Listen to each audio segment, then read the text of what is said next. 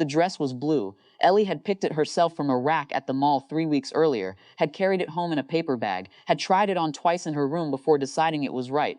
She came downstairs in it on a Sunday afternoon with her hair down and her shoulders slightly raised in the particular posture of someone hoping to be noticed and terrified of being noticed wrong. Patricia was at the kitchen table with her tea. Claire was by the counter, half listening to a conversation about a neighbor's renovation when Ellie appeared in the doorway. Patricia looked up, smiled.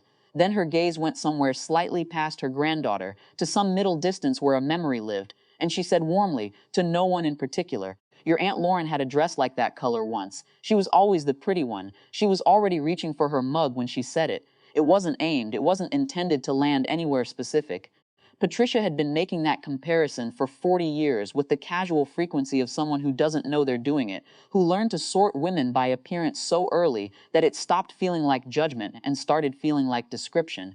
Claire turned toward her daughter. Ellie's face did something small and very fast, a recalibration. The brightness she'd come downstairs wearing didn't vanish. It just relocated, moved somewhere interior, somewhere less available. She nodded once, said nothing, and went to the refrigerator and opened it and stood looking into it for slightly too long. Claire recognized the expression completely. She had worn it herself at 8, at 11, at 15, at 23. The particular adjustment a girl makes when the adult world confirms something she was already quietly afraid might be true. It doesn't announce itself. It just becomes part of the furniture of how you understand your own reflection. Lauren was the pretty one.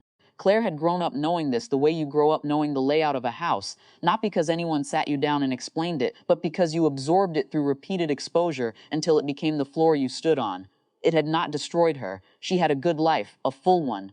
Work she was proud of, a daughter she loved with a specificity that still sometimes surprised her. She had built all of it competently, and she had built some of it in direct defiance of that framing, and she had built some of it she knew, still inside it. She had never said so to her mother. Not once, not in any form that required Patricia to actually hear it. She waited until Ellie had drifted upstairs. Then she set down the dish towel she'd been holding and said, evenly, "Mom, can you come out front with me for a minute?" Patricia looked mildly puzzled, but came.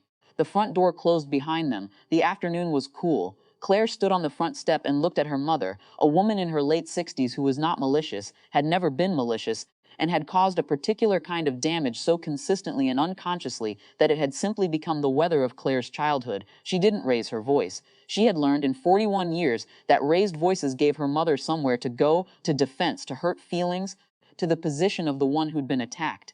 She wanted to remove that option. She described what had happened, not as accusation, as sequence. Ellie came downstairs in a dress she'd chosen herself, nervous and hopeful, and the first thing she heard was a comparison that placed her aunt above her in a category Ellie was too young to know she'd already been enrolled in. "I know you didn't mean it that way," Claire said. "I'm not telling you what you meant. I'm telling you what she heard. I'm telling you because I know what she heard, and I know it because I've been hearing it my whole life." Patricia opened her mouth. Claire waited. Her mother said that she hadn't meant anything by it, that Claire was being sensitive, that Lauren really had been, and here she paused, as if only now locating the edge of the thing. "It can't happen in my house again," Claire said. Not to her. She said it without ultimatum, without theater, just as a fact she was making available. Patricia left 15 minutes later with a stiffness in her shoulders that Claire recognized as the early architecture of a grievance. They would talk again. They would have to.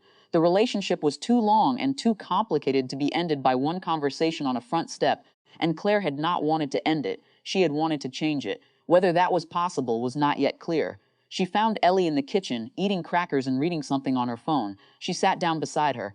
Didn't explain where she'd been or what had been said. She told her daughter, instead, something specific and true about the way Ellie had redesigned her entire bedroom last year with $12 in things from the recycling bin, and how Claire had stood in the doorway afterward genuinely amazed. About the way Ellie argued. About the way she read. Ellie looked up from her phone, slightly suspicious of the unsolicited kindness, the way 12-year-olds are. Claire didn't explain it. She didn't need to. Some things you put between a child and a wound, without announcing what you're doing. You just put them there.